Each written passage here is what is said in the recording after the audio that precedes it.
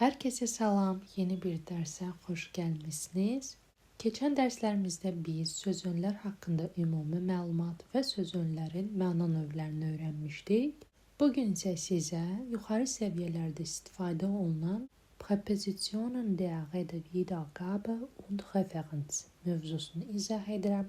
Bu mövzu, yəni Präpositionen der Rede-Wiedergabe, sözünlərlə vasitəli nitqin ifadəsi və yaxud da Präpositionen der Referenz istinad, mənbə, məlumatın haradan gəlməsi zamanı istifadə olunur. Bu hansı sözünlərdir? Məsəl üçün, laut. Bu, özündən sonra dativ halını tələb edir və aya görə, mənbəyə əsasən kimi tərcümə olunur. Nümunələrdən daha yaxşı başa düşəcəksiniz. Müəllimə görə imtahan sabahdır. Ümumiyyətcə, kiçik bir haşiyəyə çıxım ki, əgər sözünlər mövzusunu yaxşı başa düşməmisinizsə və yaxud yaxşı bilmirsinizsə, mütləq şəkildə birinci dərsə qayıdın.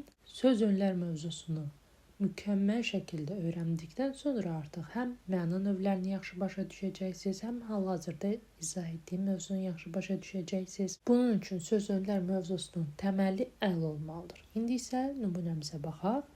Müəllimə görə imtahan sabahdır. Bizim burada, hansı ki Azərbaycan dilində müəllimə görə Alman dilini ifadə etmək istəyiriksə, artıq görəni lautdan istifadə edə bilərik.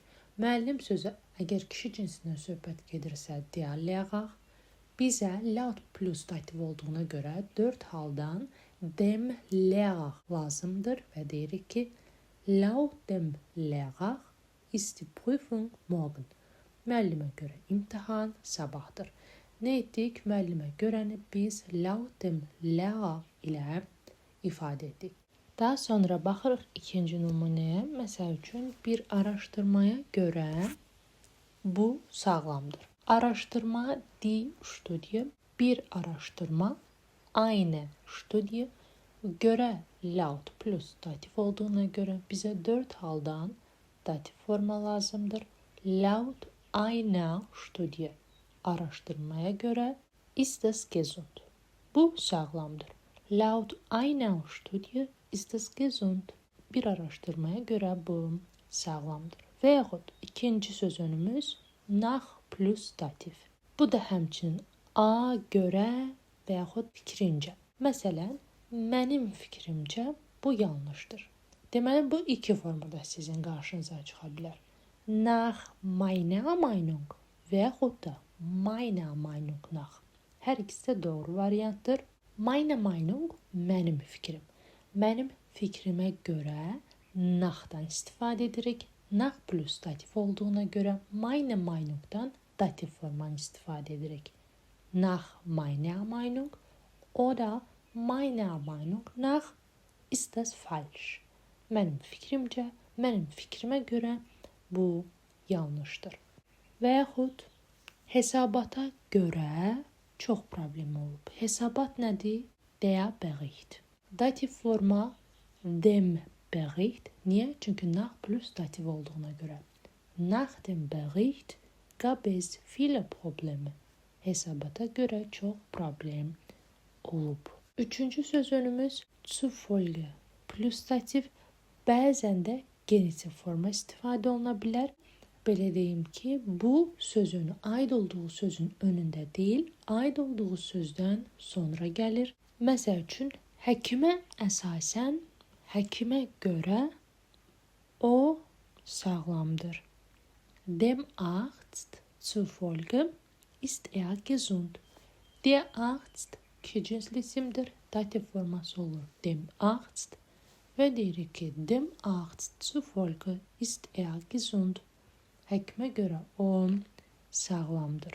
Dördüncü sözümüz gemäß plus dativ. Bu da a uyğun olaraq, a əsasən. Qanuna görə bu qadağandır. Qanun das Gesetz.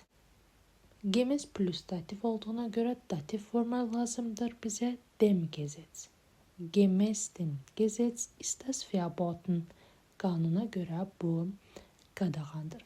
Burada baxdıq ki, bu sözünlər elə nəsə görə istifadə olunur. Bəs bunların fərqi nədir? Laut Daha çox media dilində istifadə olunur. Xəbər, yəni rəsmi olaraq. Nach ümumidir, ən çox istifadə olunandır. Zufolge formal yazıda istifadə olunur. Gemäß isə hüquqi rəsmi olaraq, yəni qanun qaydada istifadə olunur. Daha sonra isə deməli Präpositionen der Referenz.